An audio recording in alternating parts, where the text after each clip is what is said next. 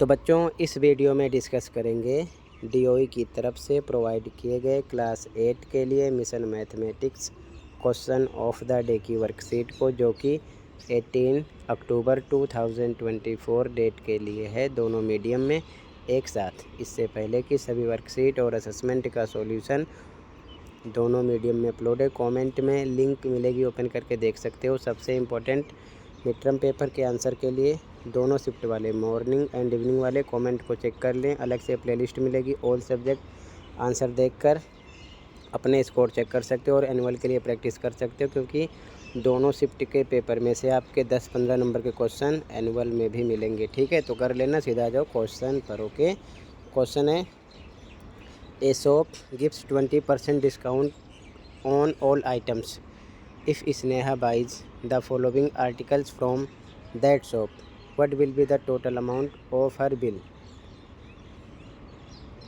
हिंदी में, एक दुकान सभी वस्तुओं पर 20% की छूट देती है।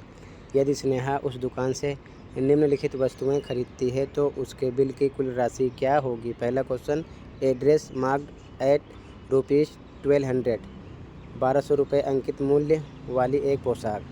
ठीक है। Second question, a pair of shoes marked at ₹750, 750 रुपये अंकित मूल्य वाले एक जोड़ी जूते। ठीक है, तो सॉल्यूशन देखो, दो क्वेश्चन है 1 और 2। ठीक है, ध्यान से देखो सॉल्यूशन। तो बच्चों ध्यान से देखो सॉल्यूशन। सबसे पहले आप इसे नोट कर लेना। ठीक है, एसपी का मतलब सेलिंग प्राइस, हिंदी में विक्रय मूल्य। एमपी का मतलब मार्क्ड प्राइस यानी कि अंकित मूल्य। अब सीधा आ जाओ आंसर नंबर ए पर। ठीक है, हिंदी मीडियम वाले लिखेंगे विक्रय मूल्य बराबर अंकित मूल्य गुणे ब्रैकेट में 100 माइनस छूट प्रतिशत बटे में 100।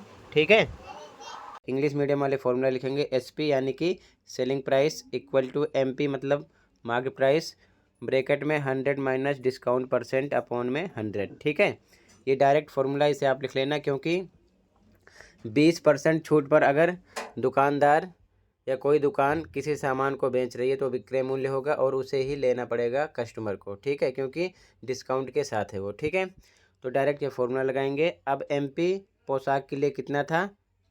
1200, 100 पर 100, डिस्काउंट परसेंट कितना था? 20%, लिख दिया, अपॉन में 100। ठीक है, आगे सोल्व करोगे 1200 लिखा गया, 100 में से 20 माइनस करो 80 आ जाएगा, अपॉन में 100, 80 अपॉन में 100 आ जाएगा। ठीक है, अब इसको सोल्व करो, 10 से 10 कट होगा ये वाला, और ये सेकंड जीरो से ये वाला कट होगा। ठीक है, 120 को 8 से मल्टीप्लाई करो, 960 आएगा। ठीक है, 960।